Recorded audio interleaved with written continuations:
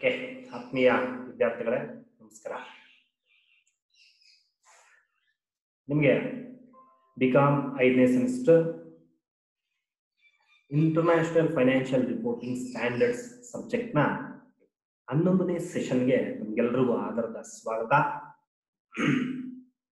Unit 2 accounting for assets and liabilities ನಲ್ಲಿ this is a third session in unit 2, that is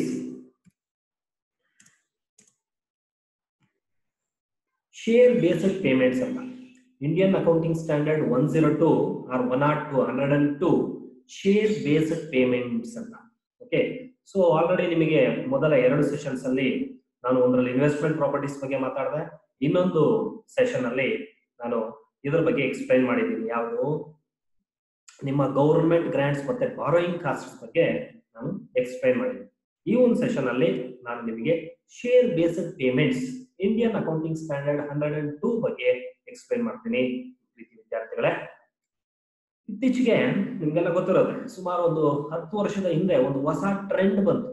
ಏನಪ್ಪ ಹೊಸ trend ಅಂತಂದ್ರೆ offering share based option ಕೊಡ್ತಾರೆ. ಯಾರಿಗೆಪ್ಪ ಅಂತಂದ್ರೆ ಎಂಪ್ಲಾಯೀಸ್ಗೆ salaries ಬದಲು ಶೇರ್ಗಳ ಒಂದು ಆಪ್ಷನ್ ಅನ್ನ ಕೊಡ್ಲಿಕ್ಕೆ ಶುರು ಮಾಡ್ತಾರೆ. ಅಂದ್ರೆ ಕಂಪನಿಯ ಓನರ್ಸ್ ನೀವೇ, ನಾವು ಎಂಪ್ಲಾಯೀಸ್ ನ ಮೋಟಿವೇಟ್ ಮಾಡ್ಲಿಕ್ಕೆ ಕಂಪನಿಯ ಓನರ್ಗಳು ನೀವೇ ಅಂತ ಹೇಳ್ಬಿಟ್ಟು ಅವರಿಗೆ ಶೇರ್ಸ್ ಅನ್ನ ಆಫರ್ ಮಾಡ್ಲಿಕ್ಕೆ ಬರ್ತಾರೆ. ಎಂಪ್ಲಾಯೀಸ್ಗೆ ಮತ್ತೆ ಎಕ್ಸಿಕ್ಯೂಟಿವ್ಸ್ಗೆಲ್ಲ ಕೊಡ್ತಾ ಬರ್ತಾ ಇರ್ತಾರೆ. ಅದಾದ ನಂತರ ಒಂದು ಹೊಸ ಇದು ಬರ್ತದೆ.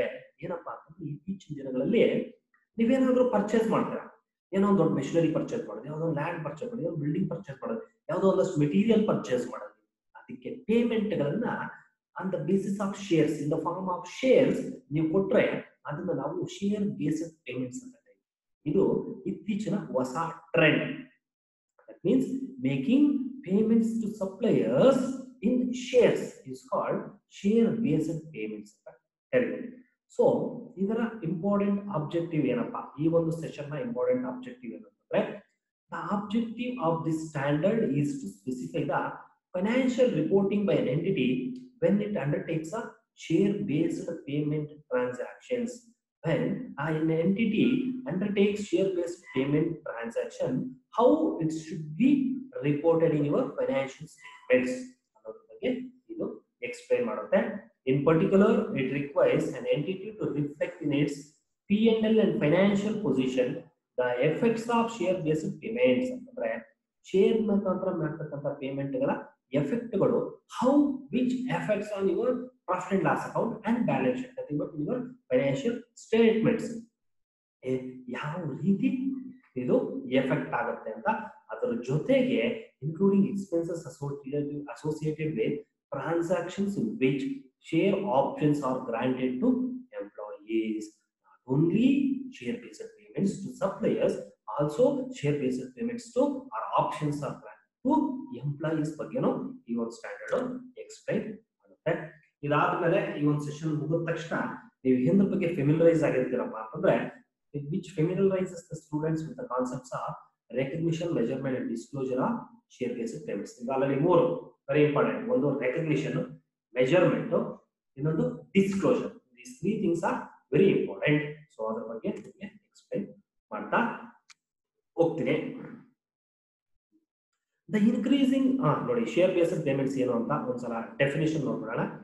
The increasing use of share based payments such as issuing shares or share based payments to suppliers and share schemes for directors and executives remuneration has raised the question of accounting treatment of such transactions in the entity's financial statements. That means nowadays the use of share based payments has got importance and also which is increasing.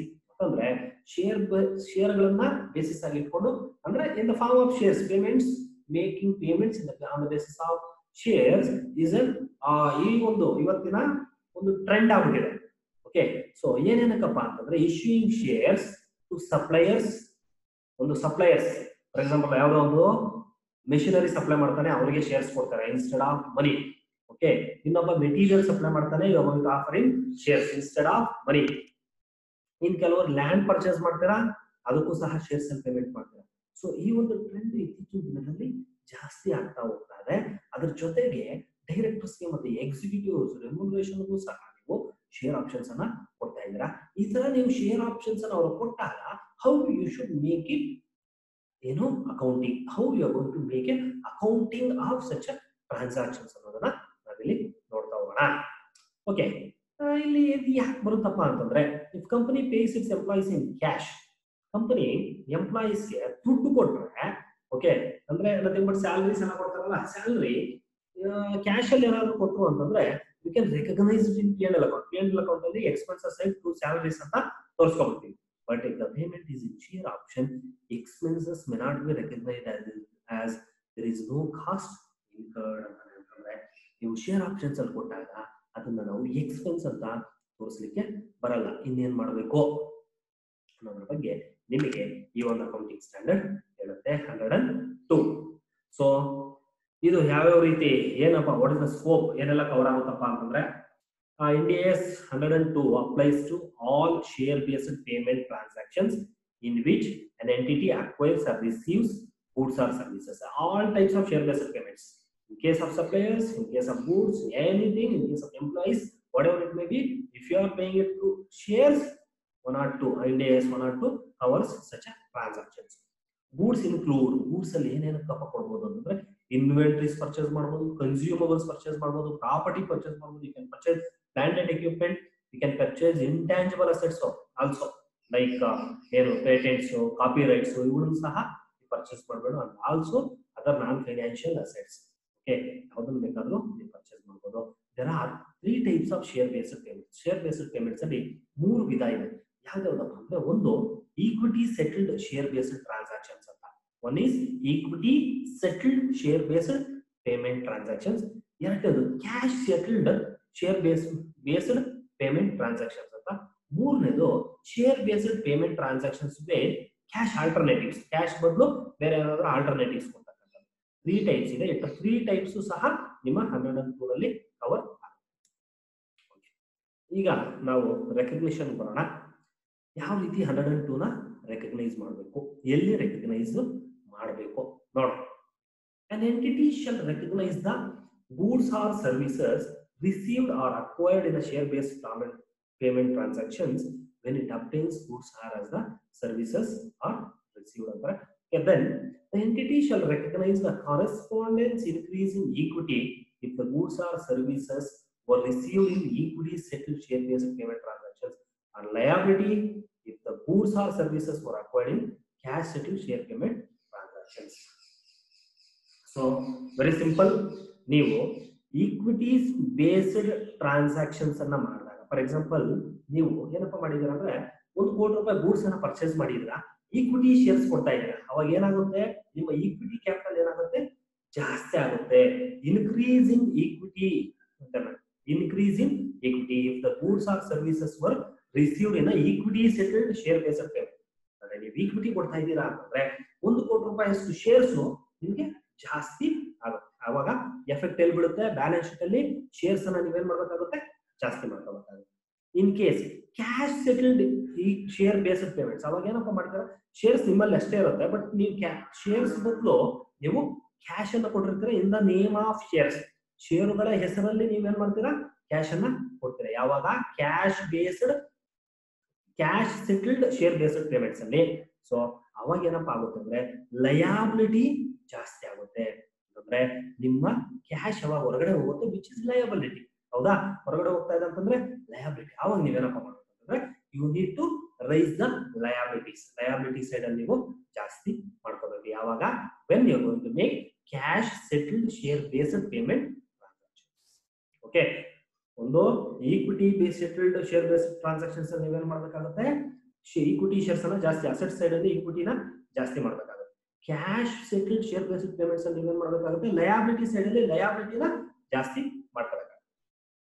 Next, when the goods or services received or acquired in share based payment transaction do not qualify for recognition as assets, they shall be recognized as expense. ಏನ್ ಮಾಡಬೇಕು ಅಂತ ಹೇಳ್ತಾನೆ, expenses ಆಗಿ ನಾವು recognise ಮಾಡಬೇಕು ಅಂತ ಹೇಳ್ತಾನೆ. Okay, Ind AS 102. So ಇಲ್ಲಿ ಯಾವುದೇ ರೀತಿಯ ಮೆಜರ್ಮೆಂಟ್ ಬರಲ್ಲ. Measurement actual payment measurement. ನೀವು 1 ಕೋಟಿ ತಗೊಂಡ್ಬರ್ತಾ ಇದ್ದಾರೆ ಅಂದ್ರೆ 1 ಕೋಟಿ ಏನಿರುತ್ತೆ that it self is a measurement. Okay, ಯಾವುದೇ ರೀತಿಯ ಅದಕ್ಕೆ ಅಡಿಷನಲ್ ಕಾಸ್ಟ್ ಆಡ್ ಮಾಡೋದಾಗ್ಲಿ, ಅದನ್ನ ಲೆಸ್ ಮಾಡೋದಾಗ್ಲಿ, ಡಿಪ್ರಿಸಿಯೇಷನ್, ಅಕ್ಯುಮುಲೇಷನ್ಸ್ ಏನೂ ಸಹ ಇಲ್ಲಿ ಬರೋದಿಲ್ಲ. ಸೊ ಹಂಗಾಗಿ ಅದನ್ನ ನಾನು ಎಕ್ಸ್ಕ್ಲೂಡ್ ಮಾಡಿದ್ದೆ. ನೆಕ್ಸ್ಟ್ ಬಂದಾಗ ಡಿಸ್ಕ್ಲೋಜರ್ಸ್. ಏನೇನಪ್ಪ ಡಿಸ್ಕ್ಲೋಸ್ ಮಾಡಬೇಕು? ವೆರಿ ಇಂಪಾರ್ಟೆಂಟ್ಲಿ ಏನೇನನ್ನ ನಾವು ಡಿಸ್ಕ್ಲೋಸ್ ಮಾಡಬೇಕು ಅಂತಂದ್ರೆ, first description of each type of scheme that existed at any time during the period. ಅಂದ್ರೆ 3 ಟೈಪ್ಸ್ ಆಫ್ ಸ್ಕೀಮ್ಸ್ ಇದಾವೆ ನಮ್ಮ ಹತ್ರ. ಒಂದು cash settled, equity settled, okay, ಮತ್ತೆ share based with cash alternatives. ಮೂರರಲ್ಲಿ ಯಾವುದನ್ನ ನೀವು ಚೂಸ್ ಮಾಡಿದ್ರೆ, ಯಾವ ಒಂದು ಪೇಮೆಂಟ್ಗೆ which method you have choose ಅನ್ನೋದನ್ನ ನಾವು ಹೇಳ್ಬೇಕಾಗುತ್ತೆ. The number and weighted average exercise prices of share options. Share options ಏನಾದರೂ ಕೊಟ್ಟಿದ್ದಾಗ, ಓಕೆ, ಎಷ್ಟು ಶೇರ್ಗಳನ್ನ ಶೇರ್ ಆಪ್ಷನ್ಸ್ ಕೊಟ್ಟಿದೆಯಾ, what is the weighted average exercise price ಅಂತಂದ್ರೆ prices, share prices all over year same ಇರೋದಿಲ್ಲ. ಅವೇನಾಗ್ತವೆ, ವೇರಿಯೇಷನ್ ಆಗ್ತಾ ಇರುತ್ತೆ. ವೇರಿಯೇಷನ್ಸ್ ಅನ್ನ ನೀವು ವೇಟೆಡ್ ಅವರೇಜ್ ಮಾಡಿ ಆ ಪ್ರೈಸಸ್ ಅನ್ನ ನೀವು ಇಲ್ಲಿ ಮೆನ್ಷನ್ ಮಾಡಬೇಕಾಗುತ್ತೆ. ಅದಾದ್ಮೇಲೆ for share options exercise during the period the weighted average share price at the date of exercise. So ಇದನ್ನು ಸಹ ನೀವು ಡಿಸ್ಕ್ಲೋಸ್ ಮಾಡಬೇಕಾಗುತ್ತೆ. For share options outstanding at the end of the period, ಏನಾದ್ರು ಶೇರ್ ಆಪ್ಷನ್ಸ್ ಔಟ್ಸ್ಟ್ಯಾಂಡಿಂಗ್ ಇನ್ನು ಕೊಡಬೇಕಾಗಿರೋದು ಏನಾದ್ರು the range of exercise prices and weighted average remaining contractual life. ಅವುಗಳ remaining contractual life ಏನಿದೆ ಅದರ weighted average ನ ನೀವು ಡಿಸ್ಕ್ಲೋಸ್ ಮಾಡಬೇಕಾಗುತ್ತೆ. ಇಷ್ಟು ಮಾಡಿದ್ರೆ ನಿಮ್ಮ ಸಾಕು, ಏನು ನಿಮ್ಮ 102 ಶೇರ್ ಬೇಸ್ಡ್ ಪೇಮೆಂಟ್ಸ್ ಅಲ್ಲಿಗೆ ಪೂರ್ತಿ ಕಡೆ ಆಗುತ್ತೆ. ಒಂದು ಯಾವ ರೀತಿ ರೆಕಗ್ನೈಸ್ ಮಾಡಬೇಕು, ಮೆಜರ್ಮೆಂಟ್ ಇಲ್ಲಿ ಬರೋದಿಲ್ಲ, ಯಾಕಂತಂದ್ರೆ actual price itself is a measurement. Then what and all you need to disclose under 102 NDAS ಅನ್ನೋದನ್ನ ಇಲ್ಲಿ ಹೇಳಿದೀವಿ. ಸೊ ಇದಾದ್ಮೇಲೆ ನಿಮಗೆ ಅರೌಂಡ್ ಒಂದು 3-4 ಕ್ವಶನ್ ಕೊಟ್ಟಿದ್ದೀನಿ. ಓಕೆ, ಇವುಗಳನ್ನ ನೀವೇ ಸಾಲ್ವ್ ಮಾಡಬೇಕು on the basis of previous ನಿಮಗೆ ಮಾಡಿರ್ತಕ್ಕಂಥ ಕ್ಲಾಸು ಮತ್ತೆ PPT ಬೇಸಿಸ್ ಇಟ್ಕೊಂಡು ಇವುಗಳನ್ನ ನೀವು ಸಾಲ್ವ್ ಮಾಡಿ. ಇಲ್ಲೂ ಸಹ ನಾನು 2 ಪುಸ್ತಕಗಳನ್ನು ರೆಫರ್ ಮಾಡಿದ್ದೇನೆ. ಒಂದು ಡಾಕ್ಟರ್ DS ರಾವತ್ ಅಂತ, ಇನ್ನೊಂದು ಶ್ರೀಹರಿ ಶಿವಕುಮಾರ್ ಶ್ವೇತಾ ಅಂತ, which is Skyward publication. Rawat season tax fund publication. Both are published in 2019. Both are very good books. Just go through it. Okay, this is the end of your session 11, that is share based payments, Indian accounting standard 102. Thank you.